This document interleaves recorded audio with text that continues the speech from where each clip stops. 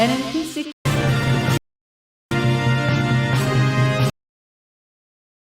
오늘도 NMP6 뉴스를 시청해 주셔서 감사합니다. 좋아요, 구독, 알람 설정 부탁드리겠습니다.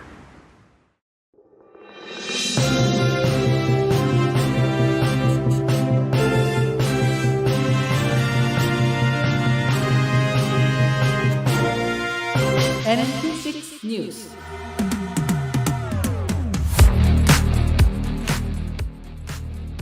(2020년) 선거 개입 혐의로 조지아주 풀턴 카운티 지방검사로부터 기소당한 마크 메도우스 전 비서실장은 자신에 대한 기소를 연방법원으로 옮길 것을 요청하고 있으며 그의 변호사는 판사에게 기각을 요청할 계획이라고 말했습니다.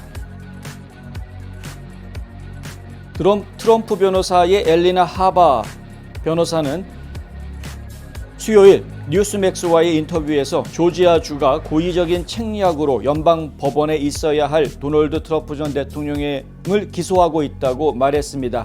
하바 변호사는 인터뷰에서 이번 기소는 모든 것이 설계된 대로 이루어졌다고 말했습니다.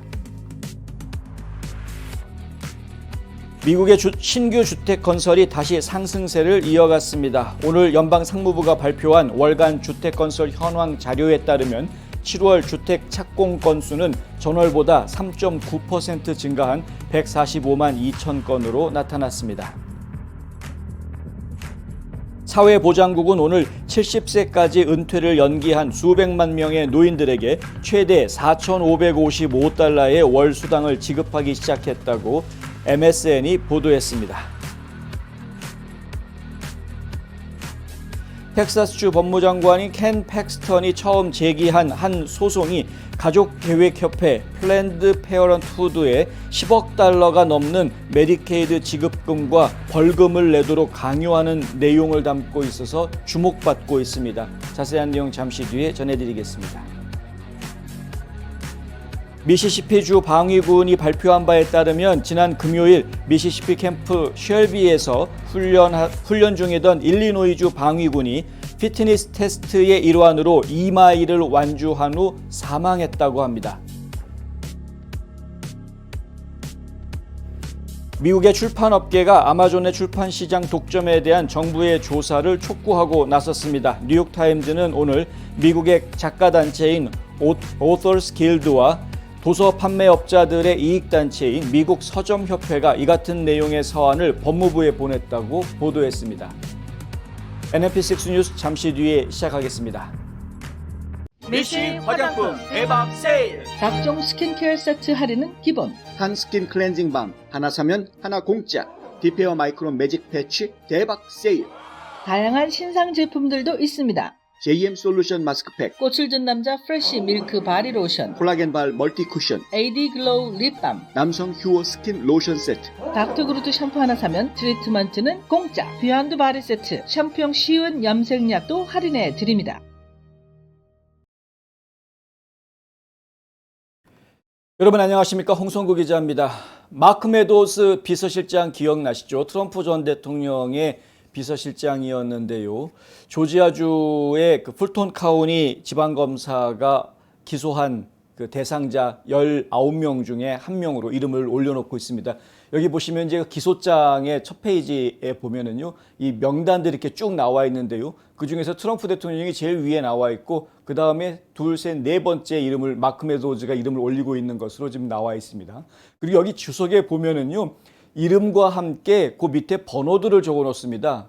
그리고 지금 여기가 기소된 혐의 건수가 몇 개인지가 나오는데요. 마크 메도우즈 비서실장 같은 경우에는 클레임 1으로 나옵니다. 그러니까 지금 이제 기소된 것이 1번 내용하고 그 다음에 28번 내용으로 나와 있습니다. 1번 기소 내용은 이제 음모를 꾸몄다라는 거죠. 선거 결과를 바꾸기 위해서 음모를 꾸미는데 동참했다 이런 이야기고요. 28번 기소 내용을 보면은 이게 지금 공직자 윤리를 어겼다라는 이야기인데요. 지금 이제 공직자들이 원래는 선서를 하지 않습니까? 취임 선서. 그 취임 선서한 내용을 위반했다라는 내용입니다. 취임 선서 내용을 도대체 뭐를 위반했는지 그 내용이 이제 이 공소장 뒤에 보면은 자세하게 하나하나 나오는데요. 문제는 뭐냐면 그 내용을 아무리 읽어봐도 그것이 과연 법을 어긴 것인지 도대체가 알 수가 없다라는 것이 문제입니다. 도널드 트럼프 전 대통령의 비서실장을 역임한 매도우즈의 변호사는 화요일 제출한 서류에서 매도우즈에 대한 혐의는 백악관 비서실장으로서 그의 모든 관련 시기에 그의 역할에 근거해 연방 변호를 정당화할 수 있기 때문에 이 소송을 연방 법원으로 이송할 자격이 있다라고 주장을 했습니다.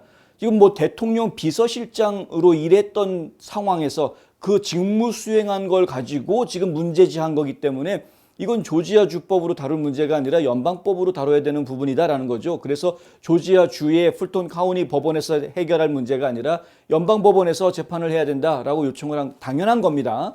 지금 트럼프 전 대통령에 대한 이야기도 마찬가지가 될 건데요. 트럼프 전 대통령도 대통령으로서 나는 내가 해야 될 관리 감독을 한 것이다 라고 주장을 하고 있기 때문에 마찬가지로 이건 조지아주에서 다뤄야 될 재판이 아니라 연방 법원에서 다뤄야 될 문제다라고 담당 법원을 이전해달라라는 요청을 할 가능성이 좀 큽니다. 매도우즈는 월요일 대배심에 의해서 조지아주 공갈 및 부패 조직법 위반, 리코법이라는 거라고 그랬죠. 이 리코법을 위반한 혐의로 트럼프 대통령을 포함해 기소된 19명 중에 한 명입니다. 브래드 라펜스퍼거 조지아주 국무장관에게 주 투표에 관한 전화 통화를 통해 공직선거를 위반하도록 불법적으로 권유, 요청, 강요했다라는 것이 혐의로 이야기가 되고 있는데 혐의는 그런데요. 실제로 그러면 어떤 행동을 했느냐라고 이야기하면 브래드 라펜스퍼거하고 트럼프 전 대통령하고 통화를 하게끔 일정을 잡아줬다. 이렇게 써 있습니다.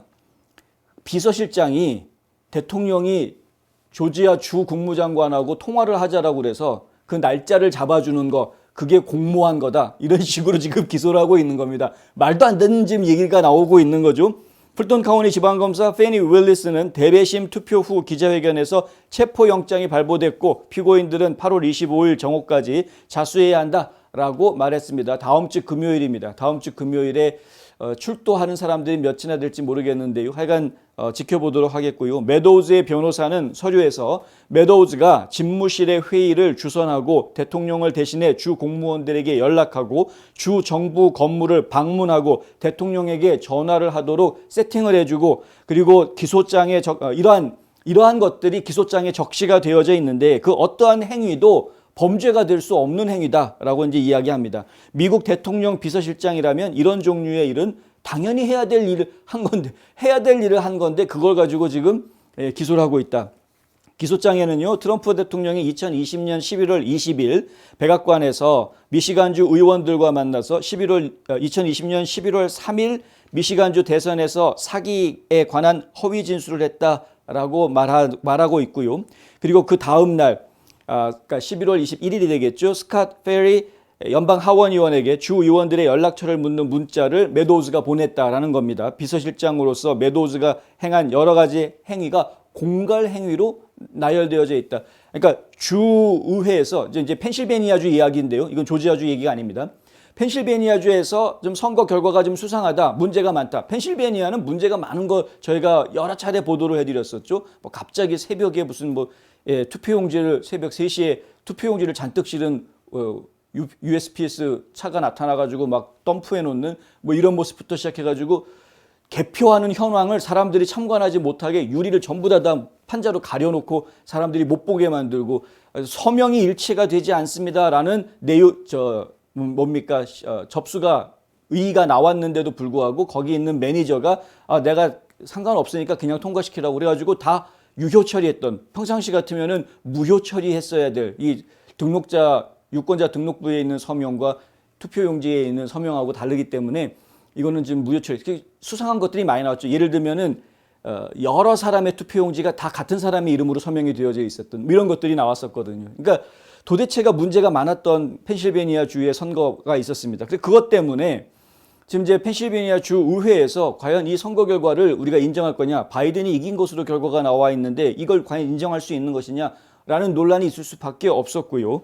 그 당시에 주 의회에서 그러면은 이 문제를 논의를 한데 대체 선거인단을 만들어야 된다라는 이야기들이 그 당시에 나왔죠. 펜실베니아주도 대체 선거인단 명부를 만들었던 7개 주 중에 한 곳입니다. 그런데 그것과 관련해서 당시에 스캇 페리 연방 하원 의원에게 각 주 의원들의 연락처를 물어봤다. 메도우즈가.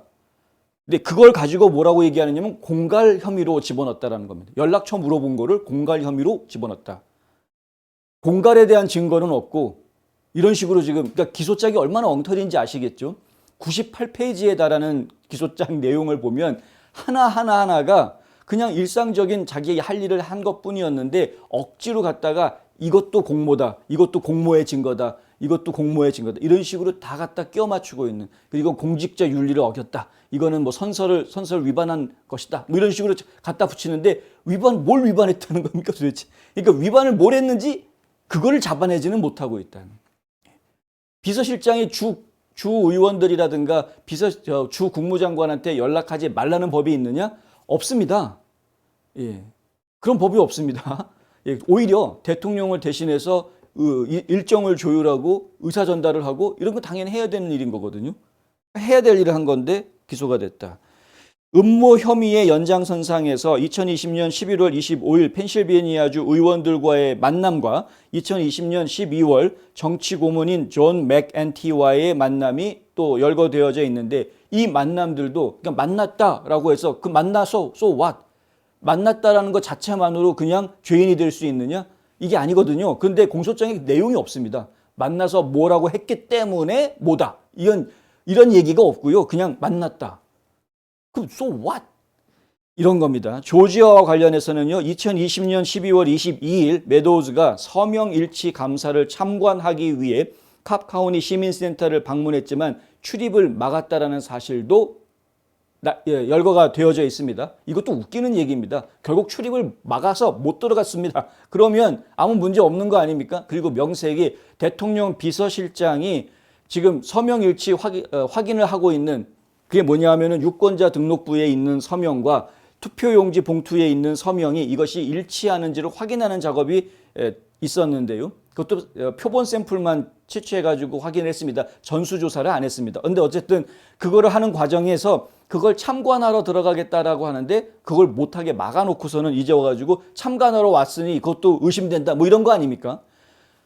나름대로 의혹 덩어리를 적어놨는지는 모르겠으나 그렇게 해서 그게 무슨 법을 어떻게 어겼다라는 도대체 무슨 증거가 되는지는 아무도 이해가 되지가 않는 말도 안 되는 얘기 갖다 적어놓고서는 이렇게 법을 어겼어라고 이야기하는 진짜 말도 안 되는 기소장을 만들어놨다. 다음 날 대통령은 조지아주 국무부 수석 수사관인 프랜시스 왓슨에게 전화를 걸었는데요.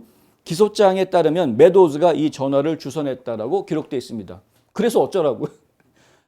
그럼 비서실장이 그 대통령이 직접 전화해가지고서는 너 왓슨이니? 하고 물어봅니까? 당연히 비서실장이 전화해가지고 왓슨 씨 맞죠? 라고 확인하고 대통령께서 지금 통화를 원하십니다. 잠깐만요. 하고 연결시켜주는 게 그게 당연한 거 아닙니까? 예?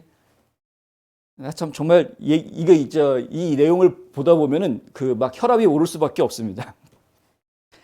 예, 며칠 후 메도우즈는 왓슨에게 서명 확인을 신속하게 처리할 수 있는 방법이 없는지 묻는 문자를 보냈고 필요하다면 재정적인 지원을 하겠다라는 말도 합니다. 그게 뭐 어쨌다는 겁니까? 예. 빨리 좀 할 수 없느냐? 왜? 이게 지금 12월 말입니다. 상황이 12월 말이면 조금만 있으면 11월 6일 날, 아까 1월 6일이죠. 1월 6일 날 선거인단 명부 개표가 있지 않습니까? 그럼 선거인단 명부 개표가 진행이 되면 이미 때가 늦은 거니까 그 전에 지금 선거 결과를 확인해야 되는 거니까 선거 결과가 잘못됐던 거였는지 이걸 바로잡을 수 있는 건지 뭔지 확인할 시간이 없으니까요. 그러니까 서두를 수 없느냐. 만약에 사람을 더 동원해서 인력 인건비라든가 이런 게 더 들어가야 된다고 그러면 지원을 해줄 수도 있다. 당연히 할 수 있는 이야기입니다. 그런데 그거를 마치 범죄를 저지른 것처럼 써놓고 있다라는 거죠. 이 같은 상황은 우편 투표 용지가 실제 유권자의 투표와 일치하는 것인지에 대한 의혹이 제기된 가운데 이루어졌던 것입니다. 메도우즈의 변호사는 추후에 기소를 완전히 기각하고 메도우즈에 대한 주 법원 소송을 중단하기 위한 사건을 연방 법원으로 이송할 것이다. 이렇게 이야기하고 있습니다. 이거를 왜 조지아주 지방검사가 이러한 그 대통령 선거와 관련되어져 있는 것을 다루고 지금 연방 공직에 있었던 사람들까지 지금 기소를 하고 있는지 이유를 좀 생각을 해봐야 될 것인데요. 어쨌든 상황은 이건 조지아 주 지방법원에서 다룰 문제가 아니다. 연방법원으로 가야 될 문제다라고 이제 제기가 되어져 있는 것이고요. 연방법원으로 가면 변호인들은 무죄를 주장을 할 것이다. 이건 말도 안 되는 기소 아니냐. 기소 기각해달라라고 요청을 하겠다라는 겁니다. 메도우즈는 2015년 의회에서 가장 보수적인 그룹으로 알려져 있는 프리덤 코커스, 자유 코커스라고 가장 강성파 우파라고 이야기하고 있죠. 그 프리덤 코커스를 처음 만든 인물입니다. 2015년도에요. 그리고 연방 하원 의원을 계속 지내면서 활동을 했었고요. 노스캐롤라이나 출신인데 계속해서 가장 보수적인 의원으로 이름을 날렸습니다. 2013년에는 연방정부 폐쇄를 지지하기도 할 정도로 강성파 의원으로 이야기가 됐던 인물입니다. 그랬던 그가 2017년부터 2019년까지 프리덤 코커스 회장을 역임을 했고요. 그 이후에 2020년 선거가 본격적으로 치러지기 시작하는 시점에 가서 대통령 비서실장, 트럼프의 비서실장이 됩니다. 그리고 선거 캠프를 주도적으로 움직였던 인물 중에 한 명이 됩니다. 대통령 선거 캠프의 고문 역할을 하는 그런 모습을 좀 저희가 보았습니다. 그러니까 지금 좌파들 입장에서는 대통령은 그냥 비서실장이 아니라 대통령 선거 캠프의 고문 역할을 했기 때문에 당신은 선거 개입을 했을 수 있다라고 지금 지적을 하는 것인데요. 하지만 나열된 기소 혐의 내용들을 보면은 그것이 지금 맡고 있던 비서실장의 역할로서 당연히 해야 될 일들을 한 것이 거의 대부분이기 때문에 그렇기 때문에 사실은 기소 자체가 말이 안 되는 그런 상황이다라는 이야기이죠.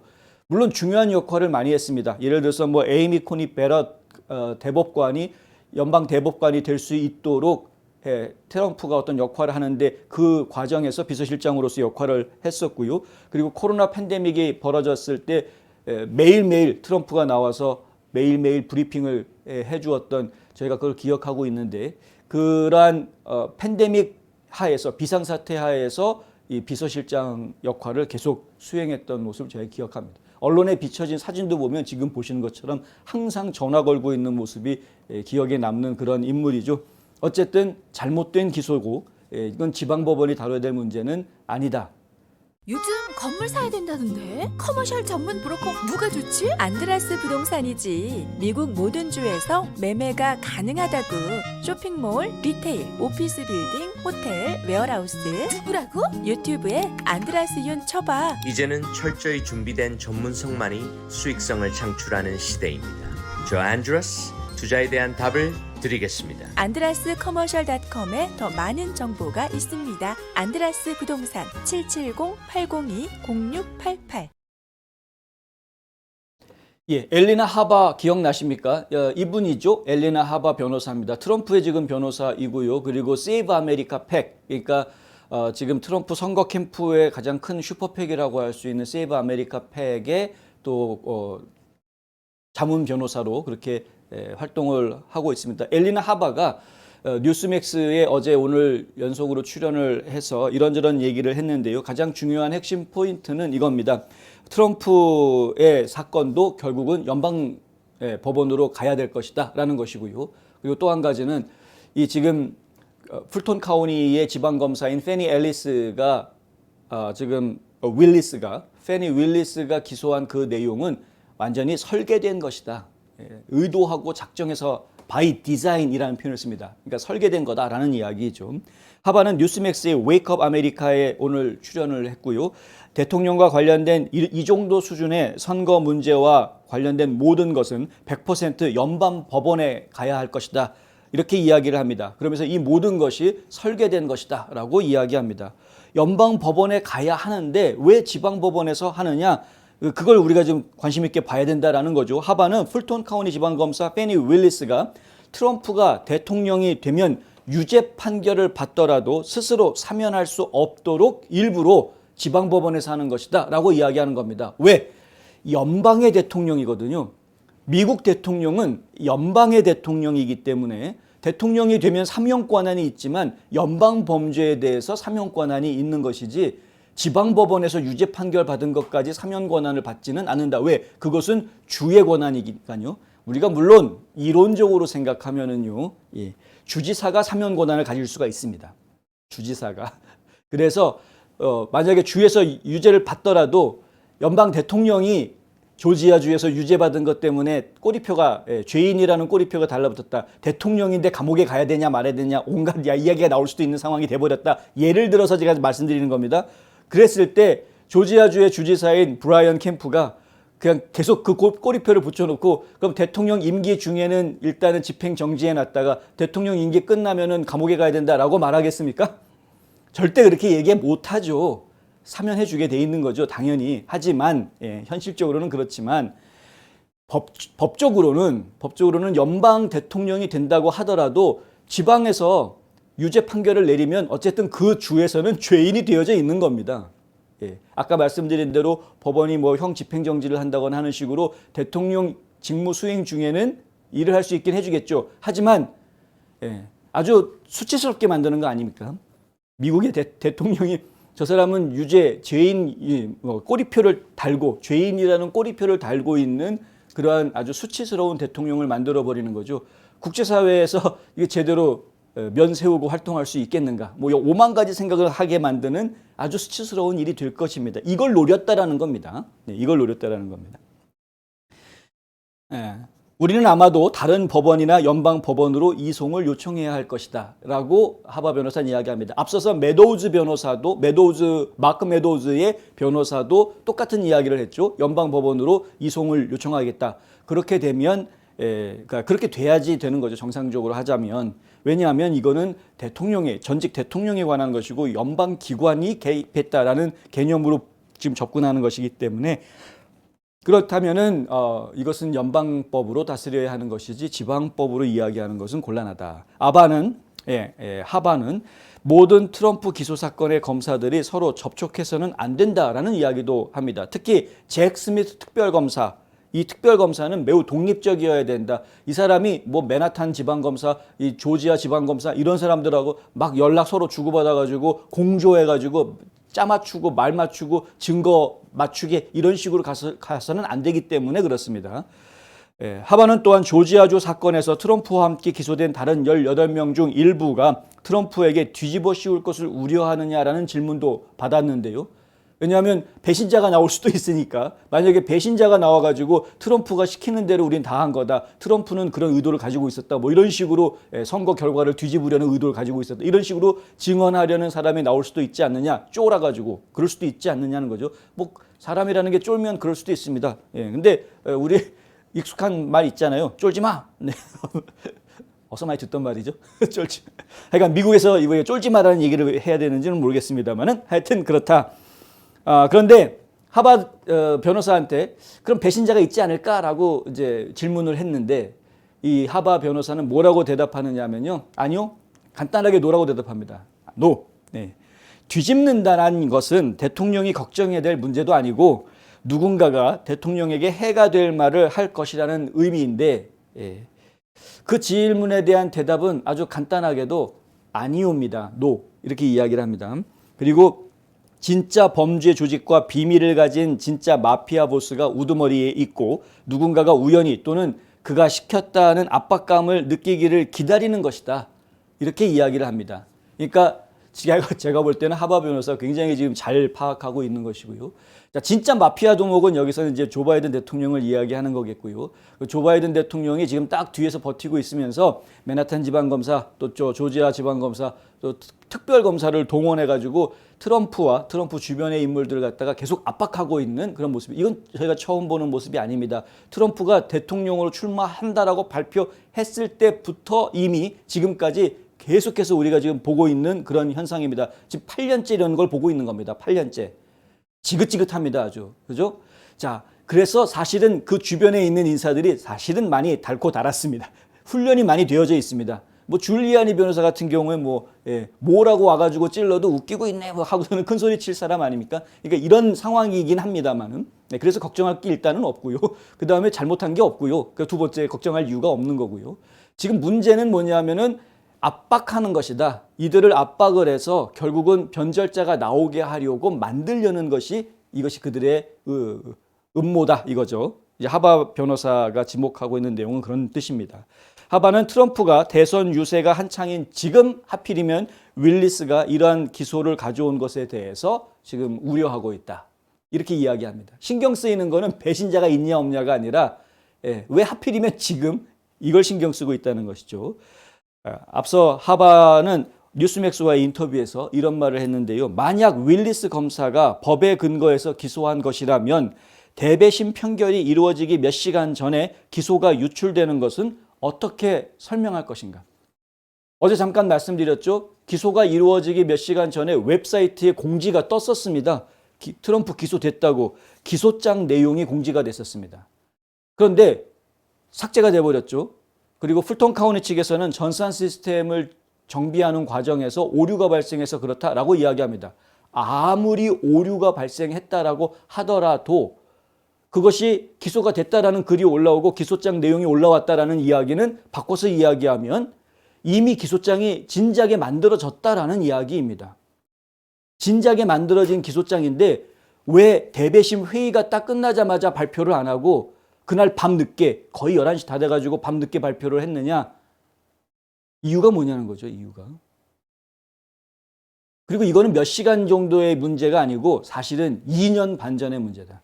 기소장 내용을 앞서서 제가 설명을 해드렸으면 기소장 내용에 보면은요, 증거다운 증거가 없습니다. 그냥 정황들만 쭉 늘어놓습니다. 누가 언제 누구를 만났다. 누가 언제 누구를 만나서 뭐라고 얘기했다. 근데 그것이 범죄라고 이야기할 수 없는 내용들로 가득합니다. 이 내용은, 이 정도 수준의 내용은 이미 2년 반 전에 다 알고 있었던 이야기들입니다. 그때 기소를 왜 안 하고 그럼 지금에 와서 그 기소를 하느냐. 그래서 하바 변호사가 이야기하는 것은 이것은 by design, 설계된 것이다 라고 이야기하고 있는 것입니다. 이유가 있는 거죠. 왜 하필이면 월요일 밤에 그것을 했는지 저희가 좀 더 연구해서 아직까지 못 찾았습니다. 좀 더 연구해서 왜 그렇게 된 건지 좀 찾아보고 뭔가 나오면 바로 알려드리도록 하겠습니다. 우리 한인들의 정체는 무엇입니까? 우리가 자손들과 살아갈 땅임에도 불구하고 언젠가는 떠날 방문객처럼 살지는 않습니까? 우리는 이방인이 아닌 이 땅의 주인이 되어야 합니다. 우리는 반드시 이 나라에서 좋은 평판을 만들어야 되는데 이 나라와 우리 이웃과 우리 지역에서 도움이 되는 사람들로 부각이 되어야 됩니다. 좋은 이웃되기 운동이 여러분 곁에서 함께합니다. 네, 주택 이야기로 넘어가야 되겠는데요. 신규 주택 착공 건수가 지난달에 비해서 3.9% 더 올라갔다는 이야기. 신규 주택 지금 착공이 늘어났다라는 이야기는 그만큼 주택에 대한 수요가 늘어나고 있다라는 이야기입니다.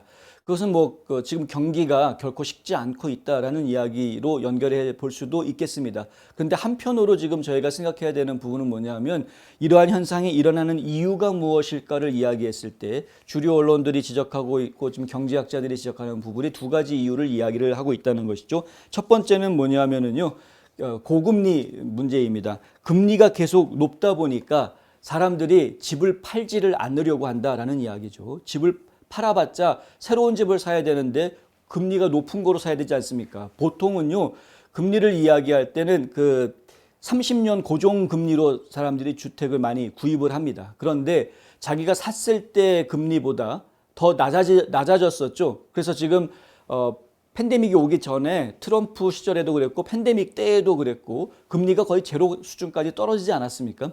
그때 재융자를 한 사람들이 많습니다. 주택융자 같은 경우에는.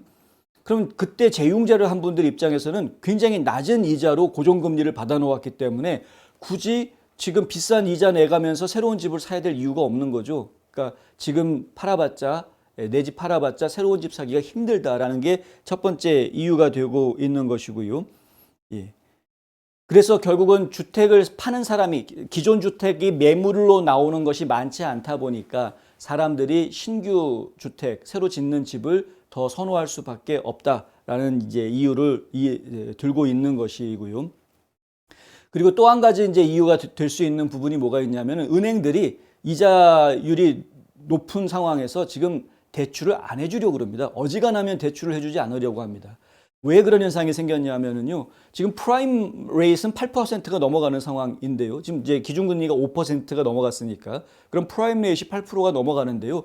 8% 넘어가는 조건으로 해가지고 30년 융자 받으라고 그러면은 살 사람들이 거의 없습니다. 이자 너무 비싸다라고 이야기를 하기 때문에 물론 뭐 10% 넘어갈 때도 집이 팔릴 땐 팔리긴 합니다만 어쨌든 그래서 은행들 같은 경우에는 지금 이제 일종의 뭐 어쩔 수 없는 아이디어를 쥐어 짜내서 그렇다면은 금리를 연준이 만들어 놓은 연방 그 프라임 모기지 프라임 레이트보다 더 낮은 금리를 만들어서 사람들이 은행에 오게 만들어야 되겠다. 이제 이렇게 전략들을 바꾸었고요. 실제로 지금 시중에서 나오고 있는 금리를 보면은 뭐 7%대 정도의 금리가 지금 형성이 되어지는 30년 고정이자가 지금 오늘 어제죠. 어제 날짜로 확인해 보니까 7.15 이렇게 나와 있는데 이거 상당히 많이 올라간 상황입니다. 지금도. 어쨌든 아직까지는 7%대에서 유지를 하고 있는데요. 어떤 융자 회사들은 그거보다 조금 더 낮은 6.5%대에서 지금 융자를 해주는 그런 회사들도 지금 있긴 있습니다. 융자 상품들이 가능하면은 프라임 레이트보다도 낮은 상태로 융자를 해주려고 하는 상품들이 지금 나와 있습니다. 문제는 뭐냐면은요, 프라임 레이트보다 낮은 이자율로 융자를 내준다라는 것은 손님을 끌어들이기 위한 방법인 것이고 실질적으로는 이거 대출해 줬다가 문제가 생기면 불량 대출이 돼버리면 은행이 입는 타격이 커지기 때문에 실제로는 대출 조건이라든가 심사를 아주 까다롭게 합니다. 그래서 대출 받으려고 하면은 론 신청해 놓고 나서 제출에 대한 서류도 엄청나게 많아지고요. 까다로워졌고 시간도 훨씬 길어졌습니다. 예전보다 검토하는 시간이 훨씬 길어졌고요. 아예 뭐 에쿼리 론 같은 거는 이제 아예 해주지 않으려고 하는 그런 수준까지 와 있고요. 그렇다 보니 은행 대출을 받는 것 자체가 힘들어지다 보니까 주택 수요가 줄어들 수밖에 없는, 주택을 사겠다라는 사람들이 조금은 줄어들 수밖에 없는 이런 상황까지 지금 와 있게 된 그런 상태입니다. 이러한 이유들 때문에 기존 주택에 대해서는 지금 뭐 기존 주택을 내놓겠다라는 사람들은 점점 없어지고 있는 상황이고 결국은 주택을 사야 되겠다, 집을 사야 되겠다라는 사람들의 수요를 새로 짓는 집으로 메꿔줘야 되는 이런 상황이 되고 있는 이런 상태가 됐다는 거죠. 향후 주택시장 흐름을 가늠하는 지표인 신규 주택 허가 건수는 전월 대비 0.1%, 허가 건은 0.1% 늘어났다는 거죠. 144만 2천 건이라고 합니다. 미국에서는 매물로 나오는 기존 주택 공급이 부족하기 때문에 신규 공사에 지금 목을 메고 있는 그런 상황인데 이게 문제가 뭐냐 하면은요. 신규 주택에다가 목을 매게 되면 현재 이미 많이 올라가 있는 인건비와 자재비를 기준으로 집값이 형성이 된다라는 것입니다. 바꿔서 이야기하면은요. 집값이 높아지게 되는 것이고요. 집값이 높아지게 되는 현상은 고스란히 인플레이션으로 넘어갑니다. 그러니까 인플레이션을 감수하는 것으로 받아들여집니다. 물가가 올랐는데 물가가 올랐더라도 나는 그거 감수하고 그 물건을 구할게요 라고 선택하는 것이 돼버리기 때문에 그렇기 때문에 인플레이션을 고착시켜버리는 문제가 생깁니다. 여기서 가격이 떨어지게 되면 집값이 추락하는 것 아닙니까? 그러면 또 다른 문제가 생기죠. 나 비싼 값에 집을 샀는데 우리 집값이 떨어져? 이게 말이 돼? 미국에서 집값이 떨어진다는 게 이렇게 돼버리거든요. 그것은 또 다른 경기 파란을 일으킬 수 있게 됩니다. 그러니까 이렇게 되나 저렇게 되나 인플레이션이 고착이 되거나 아니면은 물가가 떨어지거나 양쪽 다 어쨌든 문제가 된 상황이 된다. 지금 인플레이션이 떨어져서 자재비가 떨어지고 물가가 안정이 되어 있는 상태에서 신규 주택이 보급이 된다라고 하면 그 문제가 될 게 전혀 없습니다. 이상적인 보급이 될 수가 있는데요. 지금 그게 아니기 때문에 굉장히 높은 주택 가격에서 지금 신규주택이 관심을 받는 것이기 때문에 이것이 좀 문제가 될 수 있다. 전반적으로 경기에 도움이 되는 모습은 아닙니다. 전체적인 경기에는 도움은 안 된다. 서민 경제에는 굉장히 힘들어질 수밖에 없는 것이고요. 그리고 하지만은 기존의 주택을 가지고 있는 분들 입장에서는 만약에 우리 동네에 계속해서 신규 주택이 지어지고 있다면 내 집값이 떨어지지는 않겠구나라고 안심할 수 있는 상황이기는 합니다. 참 희한하죠. 네. 하긴 뭐 아무리 어려운 상황에서도 하늘이 무너져도 솟아날 구멍은 있는 거니까 어쨌든 이런 상황에 있다라는 겁니다. 주택 가격은 뭐 지역에 따라서 다 다릅니다. 상황이. 그래서 일반적으로 이야기하기가 쉽지 않은 것 분명합니다. 그 점은 반드시 참조해 주시기 바랍니다. 이런 이야기를 한다고 해서 그러면 우리 집값도 안 떨어지겠네 내지는 우리 집값 올라가겠네 내지는 이런 생각을 하시면 곤란하다. 지역에 따라서 다 다르다. 가족, 미래, 행복, 꿈, 건강, 아름다운 삶, 슬기로운 보험 생활로 가능한 것들입니다. 박화실보험을 만나보세요. 자동차 보험, 집보험, 비즈니스 보험, 워커스컴, 생명보험, 의료보험은 물론이고 주택융자, 재융자, 자동차융자, 개인융자 등 은행 업무에 IRA, 401k, 애뉴이티 등 은퇴 및 재정 설계까지 모두 한 곳에서 도와드립니다. 100년을 한결같이 좋은 이웃으로. 보험의 중심에는 박화실보험이 있습니다. 사회보장국에서요, 지금 최대 SSI 월 페이먼트 나가는 게 4,555달러까지 지금 지급이 되고 있다. 이제 이런 발표가 나왔습니다. 자격을 갖춘 노인들 이렇게 나오는데요. 70세에 은퇴하신 분들을 이야기하고 있고요. 이미 70세까지 일을 하고 소셜 시큐리티 납부하다가 은퇴하신 분들은 지금 최고 4,555달러까지 받았다라는 겁니다. 8월 10일 이전에 태어나신 분들에 대한 1차 소셜 시큐리티 체크가 8월 9일에 발송이 됐는데 그중에 4,555달러짜리 체크가 있었다라는 거고요. 지금 현재는 11일에서 20일 사이에 태어나신 분들을 기준으로 해서 지금 체크가 지금 배송이 되고 있는 중이라고 합니다. 그리고 이제 21일 이후에 태어난 분들에 대해서는 다음 주 수요일인가요? 8월 23일 날 체크가 또 발송이 될 예정이라고 합니다. 근데 이 소셜 시큐리티가 4,555달러라는 최고액을 받으실 정도면은 엄청난 돈을 열심히 일해서 근로소득세든 뭐든 내시면서 하여간 이 사회보장세를 내신 거거든요. 세금을 많이 내셨기 때문에 그만큼 받으시는 거다라는 것. 사회보장 은퇴연금 수령자의 수령액을 결정하는 요소는 은퇴 연령하고요. 근무 시간 동안 프로그램이 얼마나 오래 그리고 얼마나 많이 이 사회보장 세금을 냈느냐 하는 것에 이제 달려져 있고요. 사회보장 은퇴연금을 받을 수 있는 가장 빠른 나이는 62세로 알려져 있습니다. 월 최대 받을 수 있는 액수는 2,573달러라고 합니다. 그러니까 62세에 은퇴하신 분이 받을 수 있는 가장 큰 액수가 2,573달러. 어마무시하게 세금을 내셔야 이 정도 받으실 수 있는 거고요. 67세가 지금 정상적으로 풀 혜택을 받을 수 있는 나이로 알려져 있죠. 현재까지는. 67세에 은퇴하시는 분들은 최대 3,627달러의 혜택을 받으실 수가 있고요. 70세에 은퇴하시는 분들은 최대 4,555달러를 받게 되는 지금 현재 기준입니다. 그리고 이제 아시다시피 리빙 오브 코스트, 생활비가 인플레이션에 따라서 계속 물가가 올라가면은 그럼 이 사회보장 수표도 계속해서 그만큼 또 올라가 주죠. 인상이 돼 주죠. 그래서 이 액수는 이제 시간이 지날수록 계속 커질 것이고요. 그동안에 인플레이션이 워낙 높았기 때문에 이 소셜 시큐리티 페이첵도 그만큼 액수가 많이 늘어난 상황 것을 지금 저희가 보고 있습니다. 소셜 시큐리티 페이첵이 늘어나면은 받으시는 분들은 기분이 좋을 수는 있으나 하지만은 사회보장 신탁기금이 고갈이 더 빨리 될 수 있다라는 우려가 지금 나오고 있는 상황입니다. 2034년부터는 지급 액수가 줄어들기 시작한다라는 지금 계산이 나와 있는 상황인데요. 그거는 일반적으로 계속해서 있어 왔던 이야기입니다. 그러니까 몇 년이 되면은 지금 이제 소셜 시큐리티 페이가 줄어들 거다. 이런 얘기는 계속해서 일정 시간이 지나면은 아예 없어질지도 모른다. 뭐 이런 이야기들을 계속 하고는 있는데요.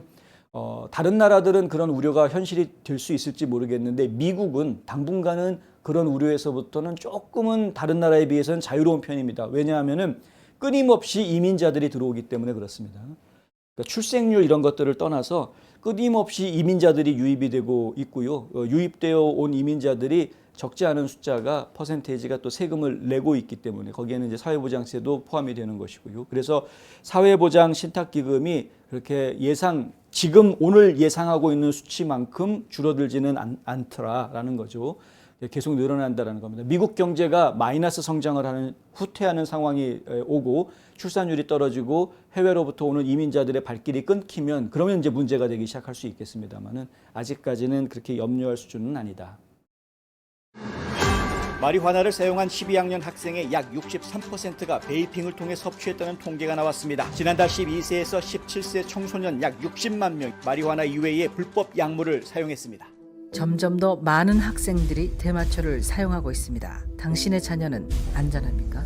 청소년 약물 중독을 막는 최선의 방법은 우리 아이들이 마약을 접하기 전에 조기 예방 교육을 하는 것입니다. 여러분의 후원금이 한 학생의 인생을 바꿀 수 있습니다. 플랜드 페어런트후드라는 단체가 있습니다. 한국어로는 가족계획협회라고 이야기를 하는데요. 원래 처음에 시작됐을 때는 굉장히 오래전에 시작된 단체인데요. 처음에 시작됐을 때에는 여성의 권리를 보호해주자라는 취지로 시작됐던 단체입니다. 좋은 의미로 시작됐던 거였죠. 그 당시 초기에 주로 했던 캠페인이 뭐였냐면요. 피임약 보급 운동이었습니다. 원치 않는 임신 때문에 고통받는 여성들, 그리고 여성이 마치 아이를 낳는 기계처럼, 그리고 가사노동을 하는 기계처럼 취급당하던 그런 시대에서 이것을 극복하기 위해서는 가족계획이 상당히 필요하다라는 취지에서 이 캠페인이 벌어졌던 것이고요. 이 가족계획협회라는 것은 국가단체가 아닙니다. 보통 미국 가족계획협회 이렇게 번역이 돼서 나오는데요. 그냥 비영리 민간단체입니다. 민간단체이지만은 정부로부터 지원금을 받습니다. 상당히 많은 비영리 민간단체들이 정부의 각종 장려 프로그램, 정부 계획에 따라서 지원금들을 공급받고 있습니다. 플랜드 페어런트후드도 상당히 많은 지금 정부 지원금을 받고 있는데요. 텍사스주에서 지금 브레이크를 걸고 나왔다. 이 브레이크를 걸고 나오게 된 가장 큰 이유는 낙태 때문입니다. 페어런트후드에서 결국에는 본인들의 정책에 맞추어서 친낙태 운동을 펼칠 수밖에 없었고요. 가족계획 하자라는 거니까. 친낙태 운동이 그냥 단순하게 캠페인 운동으로만 그치지를 않았고요. 어디로 전개가 되느냐? 직접 본인들이 낙태 시술을 해주는 것까지 깊숙이 참여하게 됩니다. 그래서 이 전국 각지에 보면 이런 센터들이 있습니다. 클리닉 해가지고요. 플랜드 페어런트후드 해서 클리닉 이런 것들이 있어서 낙태 시술을 도와주는 그런 역할들을 합니다. 그리고 이들이 시술을 도와준다라는 개념에는 재정적인 부분을 도와준다라는 의미도 함께 포함이 됩니다. 그래서 뭐 소득이 좀 낮은 사람이 저소득층이라든가 혹은 미혼모라든가 이런 사람들이 낙태를 하겠다라고 찾아오게 되면 그 비용들을 거의 대부분 메디케이드에다가 청구를 해서 연방 정부로부터 메디케이드 지원금을 받아내는 이런 식으로 일을 합니다. 이게 이제 친생명론자들 입장에서 봤을 때는 뭐 말도 안 되는 끔찍한 장소인 거죠. 이런 장소들은. 하지만은 친낙태주의자들이 봤을 때는 뭐 매우 박수 쳐주는 그런 장소가 되기도 하는 것이고요. 그런데 텍사스 주에서 낙태를 금지하는 법안이 이제 통과가 됐고, 또 얼마 전에는 연방 대법원에서 로 vs 웨이드를 뒤집어 가지고요. 낙태 문제는 각 주에서 알아서 해라라고 판결을 내리지 않습니까? 그 이후에 텍사스 주가 낙태를 쉽게 할 수 없도록, 낙태를 하면은 그것이 이제 도와주는 사람까지 범죄자가 되도록 법을 만들게 되죠. 그리고 나서 켄 팩스턴 텍사스주 법무장관이, 전 법무장관입니다만은, 이건 소송을 하나 준비를 한 게 있었습니다. 바로 플랜드 페어런트후드를 소송을 냈던 것이었는데요. 이 소송은 현재 안젤라 콜메네로가 이끄는 법무장관실에서 화요일 연방법원에 제기했다고 합니다. 새로운 이제 소송이 또 제기가 된 겁니다. 그러니까 켄 팩스턴 전 법무장관이 페어런트후드를 상대로 해서 소송을 냈던 게 있었는데, 지금 텍사스 주에서는 낙태를 금지하니까 너희들 시술하면 안 된다는 소송을 제기를 했었는데, 그것이 시간이 좀 지났습니다. 그 소송이 진행되고 있는 중이고요. 근데 안젤라 콜메네로가 이끄는 또 다른 팀이 다시 한번 어제 소송을 제기를 했다. 그 소송은 뭐냐 하면은 그동안에 소송이 진행되고 있던, 켄 팩스턴 법무장관이 내가지고 지금까지 소송이 진행되고 있던 동안에 낙태 시술을 해주고, 그리고 메디케이드로부터 연방정부의 돈을 받아낸 것이 있다면 그것은 불법 시술이다라고 규정을 하는 겁니다. 불법 시술을 해놓고 연방정부의 돈을 청구해서 받은 것이기 때문에 그건 불법으로 돈을 연방에다가 청구한 것이고, 결국 그것은 다 뱉어내야 되는 돈이 된다. 그게 1,700만 달러나 된다고 합니다. 그리고 벌금을 부과하게 되는데, 이건 이제 법을 어겼으니까 징벌적 손해배상 및 추가 벌금 해가지고요 10억 달러를 지금 딱 걸어놨습니다. 10억 달러라는 돈을 비영리 단체가 지금 소송에서 지면 벌금으로 내야 되는 상황이 되는 것인데 감당을 할 수가 없겠죠. 그래서 텍사스에 있는 플랜드 페어런트후드 지부들을 지금 문을 닫게 만드는 파산을 시키려는 소송이다. 이렇게 지금 이야기가 되고 있습니다. 승리할지 못할지는 지켜봐야 되겠습니다만은 텍사스 주 법무부가 과연 이 소송에서 이길 수 있는지 없는지는 저희는 모르겠습니다. 지켜봐야 됩니다. 그런데 어쨌든 플랜드 페어런트후드가 지금 사면 초가에 빠지는 모습을 지금 보여주고 있다. 뉴스맥스는요, 올해 초 연방식품의약국의 낙태약 승인을 막으려 했던 텍사스 북부 지방법원의 매튜 카크스마릭 판사의 발언이 지금 회자되고 있다고 보도했습니다. 이게 무슨 얘기냐면요, 카크스마릭 판사는 이 낙태약, 그러니까 미페프리스톤이라는 낙태약을 텍사스주에서는 이거 퍼뜨려서는 안 된다라는 쪽으로 판결을 내렸던 인물입니다. 이 판사가 이번 소송을 맡을 가능성이 크다라는 거죠. 이번 소송을 그러면 칵스마릭 판사가 맡게 된다면 그러면 플랜드 페어런트후드한테는 매우 불리한 결과가 나올 거다. 주 법무부가 이길 가능성이 높다라는 이야기입니다. 칵스마릭 판사는 당시 미페프리스톤에 대한 예비 판결문에서 이런 말을 합니다. 아이를 낙태한 여성들은 낙태로 인해 수치심, 후회, 불안, 우울증, 약물 남용 및 자살 충동 등등을 종종 경험한다. 이렇게 말을 써놓습니다. 그러니까 낙태의 약을 써서 아이를 낙태한 사람들이 자긍심을 가지고 자존감을 가지고 인생을 능동적으로 살아가는 게 아니라 오히려 부작용 때문에 힘들어하는 모습들이 더 많다는 아니어도 하여간 있다라는 이야기이죠. 텍사스주의 가족개육협회 최고 운영 및 의료 서비스 책임자인 암나 더미시 박사는 이 사건을 주재하는 칵스마릭 판사가 협회의 텍사스 지부 3곳에 종말을 초래할 수 있다라고 우려를 표했다고 합니다.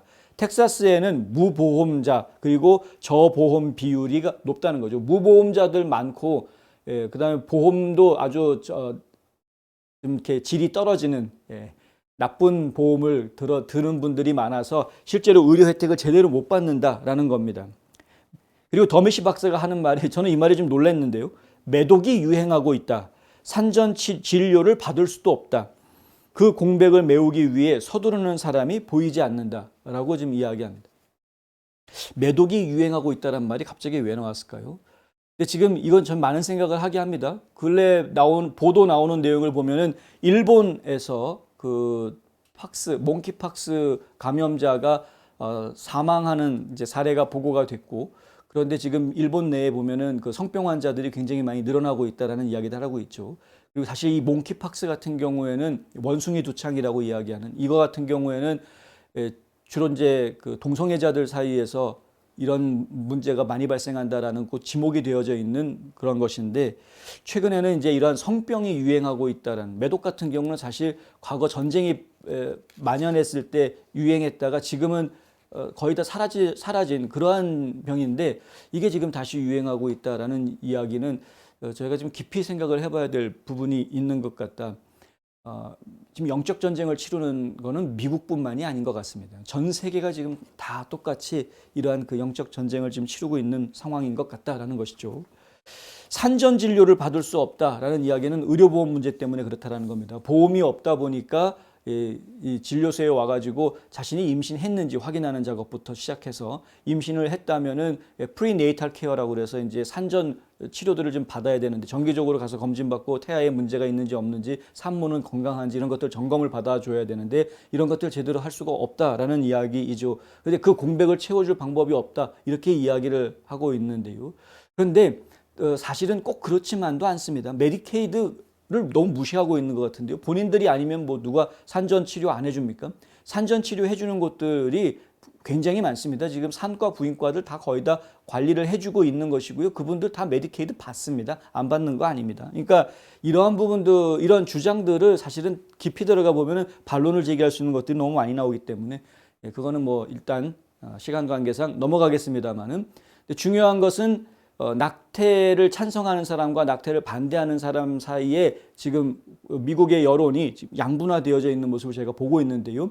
이 문제는 전혀 정치적인 문제가 아닙니다. 그리고 정치적일 필요도 없는 것이고요. 양극화될 이유도 없는 문제입니다. 그런데 이것이 왜 정치적인 이슈가 되어가는지에 대해서는 저희가 굉장히 좀 슬픈 마음으로 이 현상들을 좀 보고 있다라는 말씀은 사적으로 붙이겠습니다. 화장품 백화점 미쓰 화장품 인터넷 주문도 가능합니다. 고객의 꿈을 실현하는 은행 메트로시티은행. 한 곳에서 시작되는 안정된 미래 선우인어 보험. 뉴스앤포스트에 광고하시고 경기 침체 극복하세요. 예, 주 방위군 한 명이 미시시피 일리노이주 소속의 주 방위군이랍니다. 근데 미시시피에 있는 훈련소에서 지금 이제 피트니스 테스트 한다고 일종의 건강 검진 같은 건 같은데요. 하여간 2마일을 구보를 했답니다. 2마일 구보를 하고 나서 사망했다. 2마일이면은 3.6km인데요. 보통 피트니스 하는 분들 입장에서는 뛰어보신 분들 아니면 트레드밀 이렇게 뛰기 할 때 하루에 뭐 3마일 정도 얼마든지 하지 않습니까? 3마일 정도. 근데 2마일 뛰고 사망했다. 무엇이 문제일까? 아직 사망 원인이 밝혀지진 않고 있는데 그 기사에 나와 있는 내용은 온도 탓을 합니다. 주 방위군은 이렇게 이야기하는데요. 열과 관련한 증상이 있었다. 이렇게 이야기하고요. 의료진은 즉각적인 조치를 취했으나 해당 군인이 인근 해티스버그에 있는 포레스트 종합병원으로 이송된 직후에 사망 판정을 받았다. 대부분의 딥사우스 지역과 마찬가지로 이 해티스버그 지역의 기온이 금요일에 100도까지 올라갔다고 합니다. 토요일에도 그랬고요. 근데 이게 그 온도가 100도라고 이야기하지만 실제로 느끼는 체감 온도는 110도가 넘어갔다. 그런 상황이었기 때문에 너무나 고온인 상태에서 무리하게 운동을 했던 것이 뭐 문제가 된다. 뭐 이런 이야기를 지금 하고 있는 것 같습니다. 100도, 110도 이야기하니까 그런데요. 100도면은 한 39도, 40도 되나요? 네. 예, 40도가 안 되죠. 104도가 돼야 40도인 거로 알고 있는데 그러면은 이 정도 기온이면은 뭐 굉장히 높은 기온이긴 합니다. 그런 상태에서 2마일을 뛰었다. 어렵죠. 캠프 쉘비의 또 다른 병사가 금요일 날 쓰러진 병사는 사망했는데 토요일에도 또 그런 병사가 나타났다고 합니다. 훈련 중에 비슷한 증상을 겪은 병사가 나타나서 병원으로 이송이 됐는데 사망하지는 않았고요. 지금 계속해서 지금 치료를 받고 있는 것으로 그렇게 알려져 있고 대신에 이제 군부대에서는 이 두 건이 연속으로 이렇게 벌어지자 즉각 아침 7시부터 저녁 8시까지 모든 야외 훈련 활동을 중단하라는 안전정지 명령이 떨어졌다. 날씨가 더우면 군대도 쉬어야 된다. 뭐 이제 이렇게 되는 것이죠. 하여간 날씨 더울 때 건강 많이 챙기시길 바라고요.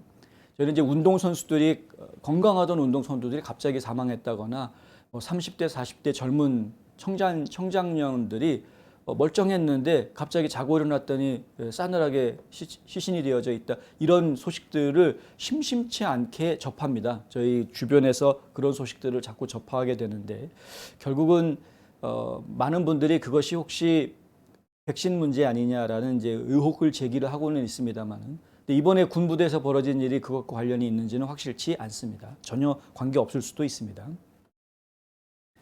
아마존 북스가 지금 이제 논란이 되고 있는데요.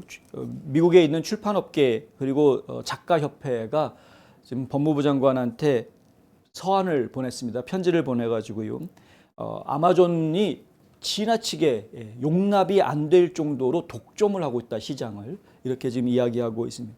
출판 시장이 음반 시장도 마찬가지인데 출판 시장도 하드카피 책으로 판매되는 것이 있고 온라인에서 직접 볼 수 있게끔 해주는 PDF로 해가지고 온라인에서 직접 펼쳐볼 수 있게 해주는 그런 식으로 소프트 카피도 지금 판매를 하고 있죠. 두 가지 방식으로 하죠. 음반도 그렇지 않습니까? CD로 해가지고 판매하는 것도 있지만 그냥 온라인에서 바로 다운로드 해가지고 듣도록 해주는 이런 그 음원으로 판매하는 것도 있듯이 지금 출판업계도 그렇게 하고 있는 상황인데요. 미국의 띵크탱크 오픈 마켓 인스티튜트도 이렇게 이번에 법무부에다가 보낸 서한을 작성을 함께 했다고 합니다. 아마존이 출판 시장을 독점하면서 다양한 문제점들이 발생했다 해가지고 어떤 문제점들이 발생했는지를 나열을 했다고 하고요. 특히 이들은 아마존의 특정 서적을 베스트셀러로 만들었다. 아마존에서 기획해가지고 출판한 책을 베스트셀러로 막 올려놓고 이거 잘 나가는 책이야 이렇게 하는. 근데 물론 서점들이 베스트셀러를 이렇게 의도적으로 진짜 베스트셀러가 아님에도 불구하고 이 베스트셀러인 양 코스프레 해가지고 지금 의도적으로 그 책들을 밀어주는 마케팅하려고 하는 그런 것들은 어제 오늘 얘기는 아니기는 합니다만은 약간 그런 거 하고 있다. 반대로 매장할 수 있는 권력을 가질 수도 있다라는 이야기죠. 아마존이 권력을 갖는다라는 이야기입니다. 시장을 독점하기 때문에. 그러니까 아마존 구미에 맞는 책들은 띄워주고 아마존의 구미에 맞지 않는 책들은 저 밑으로 보이지도 않게 감춰버릴 수 있다라는 것이죠. 검열 아닌 검열을 할 수도 있는 겁니다. 실제로는요. 실제로 아마존에서 그런 일들이 여러 차례 벌어졌었습니다. 그러니까 지금 LGBTQ 문제라든가 어린아이들한테 성 정체성을 이야기하는 것이 잘못된 것이다라고 지적해 놓은 책들, 그런 책들은 과감하게 금서 목록에다가 올려놓는 것을 저희가 보았었고요. 하여튼 그런 그 검열 아닌 검열들, 그리고 아예 대놓고 검열하는 경우도 있고 이런 권력을 휘두르는 형태가 되고 있기 때문에 이것은 문제다라는 거죠. 판매를 하는 사람 입장은 그냥 판매만 해야 되는 겁니다. 판매를 어떻게 하면 더 잘할까를 고민할 수는 있겠죠. 그런데 권력을 휘두를 생각을 하면 안 되는 건데. 아마존은 베스트셀러 작가나 유명인이 집필한 잘 팔리는 책에 대한 홍보에 집중을 하고 있는 반면에 안 팔리는 무명 작가들이나 상업성이 떨어지는 작가들은 아예 조명받을 기회조차 제공하지 않는다라는 겁니다. 이거는 미국적이지 않은 거죠. 미국이라고 하면 기회의 평등을 이야기하는 게 미국적인 겁니다. 그러니까 무명 작가, 신진 작가들이 오히려 조명을 받을 수 있는 기회를 제공해 주는 것이 미국적인 겁니다. 그것이 포용성이기도 합니다. 그런데 이 포용성이라는 단어 되게 좋아하는 좌파들 실제로 비즈니스 시켜놓으면 그렇게 안 합니다. 이런 식으로 합니다. 장사 잘 될 것만 골라서 합니다. 예. 좌파들은 그렇습니다. 네. 베리 린 OMI 이사는 대기업 한 곳이 대중이 읽는 책의 종류에 영향을 미칠 수 있게 됐다. 이 책은 이 같은 권력 집중은 민주주의 사회에서는 용납할 수 없는 것이다. 사람들이 책을 읽으면 거기에서 정보를 습득하고 그 정보 습득을 하게 되면 그것에 기반해서 사고를 하게 되죠. 생각을 하게 되고 판단을 하게 됩니다. 그러니까 어떤 책을 집중적으로 추천을 하느냐는 결국은 그 나라에 있는 지성인들을 어떤 방향으로 이끌고 가느냐하고도 관련되어져 있다라고 볼 수 있습니다. 그런 상황에서 국내 서점 업계 서점 업계를 지금 거의 독점하다시피 하고 있는 아마존이 어떤 불순한 의도를 가진다고 하면 이건 뭐 세뇌하는 것밖에 안 되는 거죠. 국민들을 세뇌. 더군다나 책 좀 읽을 줄 알고 좋아한다는 지성인이라고 자부심을 가지고 있는 사람들을 세뇌할 수 있는 이런 상황이 되는 거예요. 일방적인 데이터들을 공급을 하는 거니까요. 이 사람도 기계와 별다를 수 없는 부분이 인풋이 중요하거든요. 어떤 인풋이 들어오느냐에 따라서 아웃풋이 결정이 되는 것이 거의 그렇게 되기 때문에 일단은 인풋이 중요합니다. 그 내부에서 소화를 잘 시켜야 되겠지만. 예. 근데 지금 머릿속에다가 잔뜩 좌편향 되어져 있는 내용의 책들이 막 머릿속에 들어와 있는 사람이 어떤 사고를 하고 생각을 하고 판단을 하겠느냐. 이건 불보듯 뻔한 것 아닙니까? 세계 최대 전자상거래 업체인 아마존은 30년 전 온라인에서 책을 판매하는 사이트로 출발했습니다. 삼성이 쌀가게에서 시작했다면 아마존은 책방에서 시작했던 겁니다. 사실입니다. 근데 현재 아마존 매출에서 책이 차지하는 비율은 매우 적습니다. 하지만 여전히 출판 시장에는 막강한 영향력을 가지고 있다는 것이 지금 출판 업계의 이야기입니다. 미국에서 잘 팔리는 책의 40%는 아마존을 통해서 소비자들에게 전달되고 있고요. 이북 시장, 온라인에서 책을 사는 이북 시장 같은 경우에 아마존의 점유율은 80%에 달합니다. 요즘은 이북으로 책을 보시는 분들이 많기 때문에 무시할 수가 없습니다. 미국의 출판업계는 이 같은 아마존의 독점 때문에 지역 서점들이 폐업하게 될 지경이다라고 지적하고 있습니다. 출판업계의 서한은 법무부의 반독점 부서와 함께 미국의 반독점 기구인 연방거래위원회 FTC에도 전달이 됐습니다. 다만 일부 전문가들은 정부가 아마존의 출판 시장 독점 문제에 대한 조사에 착수할 가능성이 적다고 보고 있습니다. FTC가 아마존 등 독과점과 관련해 잇따라 소송을 내고 있지만 도서시장이라는 개별 분야 집중에 집중할 여력이 지금 없다라는 게 그 이유고요. 도서시장은 다른 산업 분야에 비해서는 또 규모가 작기 때문에 정부가 지금 거기까지 집중할 여력이 없다. 이렇게 우선순위에서 밀리는 것이고요. 반독점 분야가 전공인 에릭 고든 미시간대 교수는 이런 말을 합니다. 많은 출판사와 저자들이 아마존이 없을 때보다 더 많은 돈을 벌고 있는 게 현실이다. 무슨 얘기냐면 출판업계는 힘들어하는지 모르겠지만 아마존 덕분에 작가들은 사실 돈을 더 벌고 있다. 정부 입장에서 도서 시장의 독점 문제로 법정 싸움을 벌이는 것은 크게 유리해 보이지 않는다라고 이야기한다고 합니다. 한동안 아마존 북스의 독점 능력은 더 확장될 것 같다. 하긴 요즘은 책 만드는 분들이 거의 대부분 이런 아마존에다가 먼저 자기가 만든 책을 올려놓고 살 수 있게끔 등록하는 그런 모습을 보고 있는데요. 문제는 한번 해보십시오. 보수주의자들이 쓴 책들은 리스트에서 저 밑으로 떨어지고 웬만하면 올려주지 않습니다. 정말 유명 인사들이 쓴 아까 얘기했던 마크 메도우즈 정도는 돼야 그 정도 되는 사람들이 책을 쓰면은 그거는 좀 이렇게 리스트에 올려놓을 수 있지만 안 그러면은 참 푸대접 받기가 쉬워서 참 신진 작가들이라든가 혹은 자비량 출판 요즘 유행하고 있는데요. 자비량 출판하시는 분들한테는 아마존 북스는 그다지 권장할 수 있는 요소가 되지는 못하는 애매한 그런 상황이긴 합니다. 그럼에도 불구하고 저희가 관심 가지는 거는 출판업계가 돈을 번다 못 번다 이런 부분이 아니라 한 기업이 국민들의 사고 구조에 영향을 끼칠 수 있다 없다 이걸 저희는 더 중요하게 생각하기 때문에 정부기관이 그런 부분의 중요도를 인지를 하고 이 문제에 개입을 하는 것이 맞는 것 아닐까라는 생각이 듭니다. 왜냐하면 이건 독과점 문제이기 때문에 다른 문제와는 다르다라는 거죠. 그래서 이건 개입할 수 있는 정부기관이 개입할 수 있는 명분은 충분한데 과연 이제 정부기관이 과연 그런 의지를 가질 수 있느냐 국민들의 사고 구조에 이 기업들이 함부로 영향을 끼치지 않도록 통제하는 그런 시스템이 좀 필요한 때가 아닌가. 지금처럼 더군다나 양극화되어져 있는 사회에서는 더 그런 것이 필요한 게 아닌가라는 생각을 해봅니다. 오늘 제가 준비한 소식은 여기까지이고요. 오늘도 좀 제가 녹화로 진행을 해드렸습니다. 오늘까지는 그렇고요. 내일은 저희가 정상적으로 생방송을 해드릴 예정입니다. 내일 저희 자유롭게 한번 신나게 채팅방에서 저와 대화 나누시기로 하시고요. 예. 하수선하게 지금 상황들이 지금 막 돌아가고 있기는 한데, 근데 한 가지 분명한 거는 정의는 반드시 이기고요.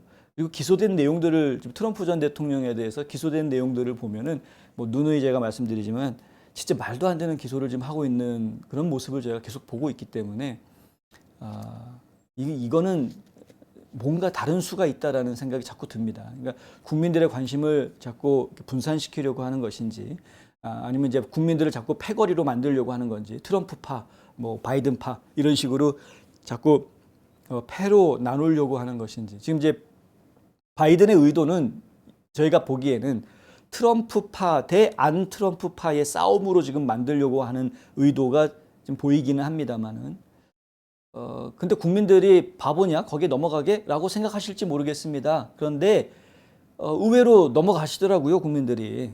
그래서 트럼프를 자꾸 궁지에 몰면 몰수록요 트럼프를 지지하는 사람들이 모여들 수밖에 없고요. 보호해 주자라고.